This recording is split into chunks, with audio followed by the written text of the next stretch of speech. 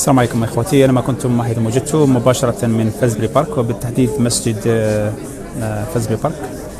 في لقاء اليوم من مجموعه من ابناء الجاليه، كذلك مجموعه من نواب البريطانيين ضد العنصريه والتهجم ضد الاسلام والمسلمين في بريطانيا، وربما في البرلمان، وبخصوص رئيس حزب العمال سيد جيرمي كوربين.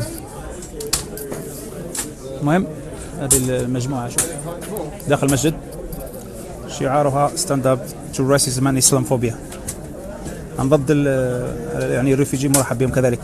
الريفيجيز are welcome.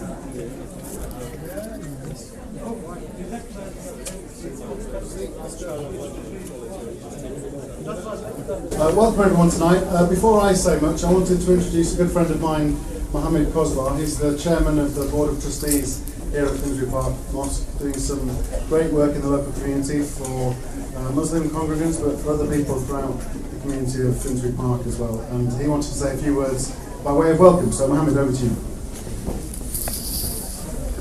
Hello everybody. Assalamu alaikum. Upon you all.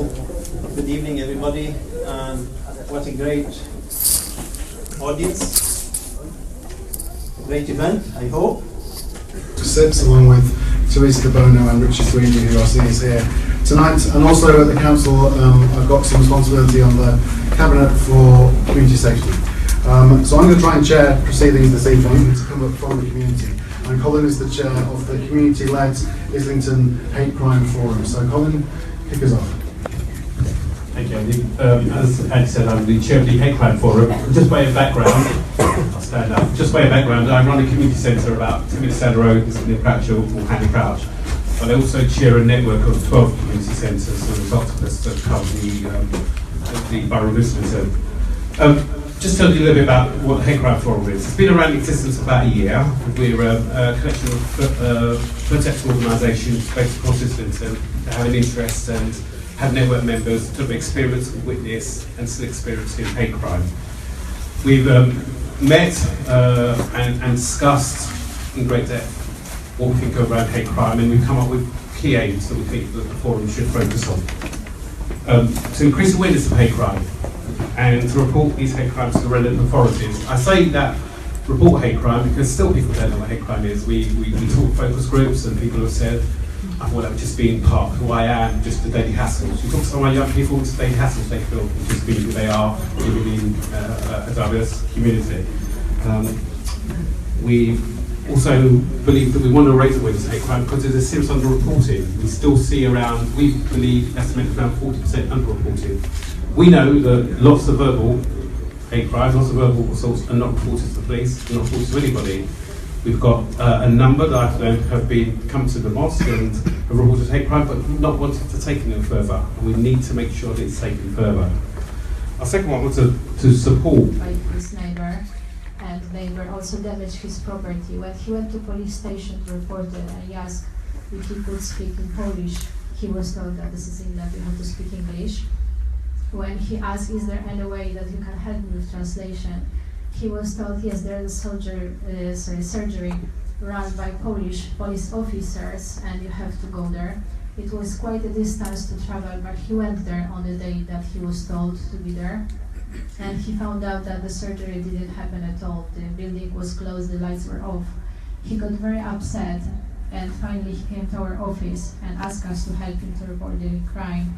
But it took him 5 days reported, and I believe that many people will basically give up halfway. I believe that in order to tackle the hate crime, we have to work together. Council on its own won't be able to do it, or local authorities.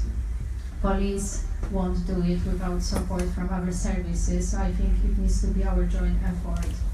Thank you. Thank you very much.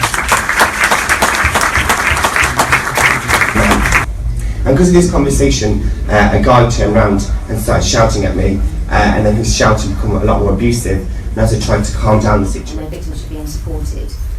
But I do think that part of the reason that there has been an increase in reporting is because of some of the activity that's been happening across the Metropolitan Police, but obviously I'm going to be speaking specifically about Islington this evening. So what are the policemen doing about it? Which is a question I get asked a lot about a lot of things. And I often have an answer. So we have trained, we've rolled out training. In fact, the officer that's been responsible for the training is standing at the back of this hall. And we have rolled out training to all our officers about hate crime, about recognising people with particular vulnerabilities, about recognising people who really find it hard to come and talk to us because of a lack of trust in us, or a lack of belief in what we would do, or a lack of trust in the communities around us actually, or the fact that they feel so fractured, they don't feel the confidence of coming forward. It's not all about the trust in the police, but obviously we need to work really, really hard to encourage people to become more trusting of us, and then we'll treat them with respect and with dignity, and we will do all we can to respond to what they tell us. We also have a commitment to the local authority hate crime strategy. We support the hate crime forum, and obviously we had the participation in the hate crime week, which has already been talked about. We've looked at other ways that we can engage with people across Islington. Thank you everyone for being here tonight. This is a wonderful meeting, and it's a testament to how far in this borough all of us are prepared to go to drive out hate crime, racism and any form of intolerance. We are a community that comes together in adversity and doesn't split apart. And it's a real pleasure to speak with everyone on this platform this evening.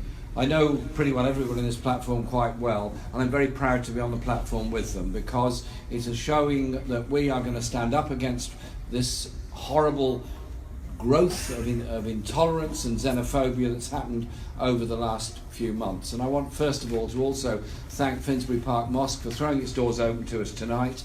And it is a year ago that awful incident happened. We assembled out here to show our support for you, just as we would assemble outside any building of any faith community that was suffering the kind of attack that you suffered at that time, because that is our commitment, to support each other. Muslim, be they Asian, be they any other particular community.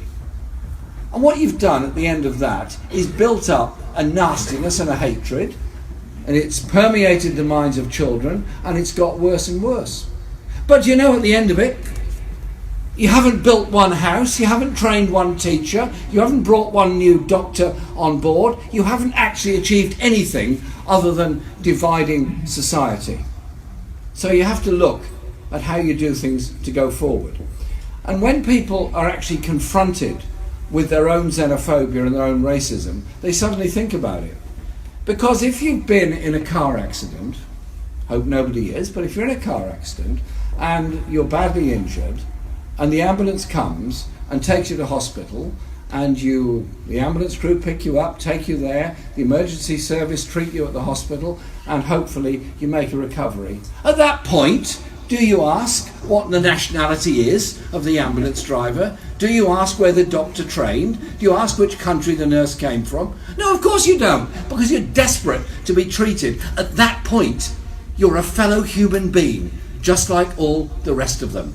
And so I think we need to help our community and our society understand all this, but above all we need to help our children to understand all this. I admire the determined we'll get this message out so that we won't allow this very difficult post-Brexit referendum period to be one that divides the whole country. Instead, let's be united in what we want to achieve together, and recognise that when you're ill, you don't care who the doctor is, as long as they're a doctor who cares for you. You don't care because you want to be helped. At that point, you're a human being just like everybody else. That surely is our message here tonight. Thank you very much. Having said that, the question I have is, it's all right to our officers and our police to capture hate crime, but we know that there are radicalising elements that the neo-Nazi the issue around how to deal with perpetrators and have some of those incredibly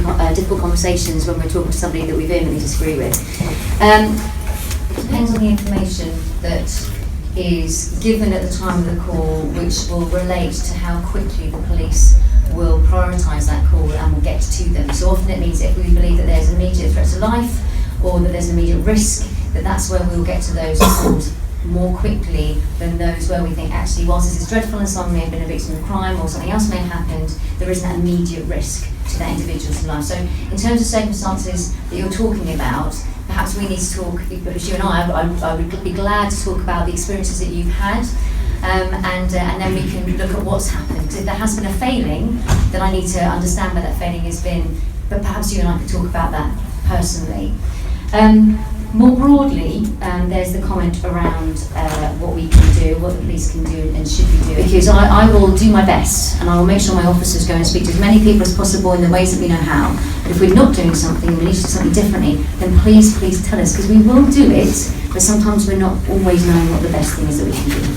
The question came around about security, and if there are particular concerns, then obviously I'd be happy to take them up.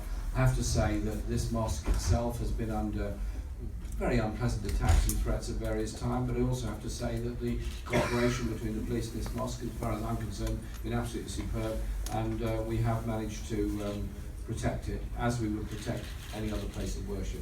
There is also, and I think the question about the police response is an interesting one, because there is an issue of the lack of resources in so many other areas, such as in the mental health service, and the number of times that police officers have to, and quite correctly, respond to somebody that's going through a mental health crisis. It isn't really the job of the police to do it, but the police have to pick up pieces and do it, and that again diverts resources away from what their primary responsibility is. So it is a question about the funding and efficiency of all public services, and I think the point that Stephen was making in his contribution about what can we do, well, we have to address the issues that people consistently raise. The housing crisis isn't going to go away until there is a change of policy and far more investment put into building housing for people that desperately need it and can't afford to buy or can't afford very expensive rents. There has to be a solution to that, just as much as there has to be funding of all the other public services. Those issues are there and they're not going to go away, and we have to continue that debate on them. The purpose of tonight's meeting is to show our unity against the hate crime and the intolerance that has grown within our society, and be bold about it. We're strong, we're a community, we're together. We're not putting up with this stuff, and we are prepared to call it out. And just by coming together, that's a powerful message. And when Mendy's explaining what happens to him on trains, how many times have we all seen that and the whole character? Also, somebody amazingly interested in their shoes at that point, and you see it on buses as well.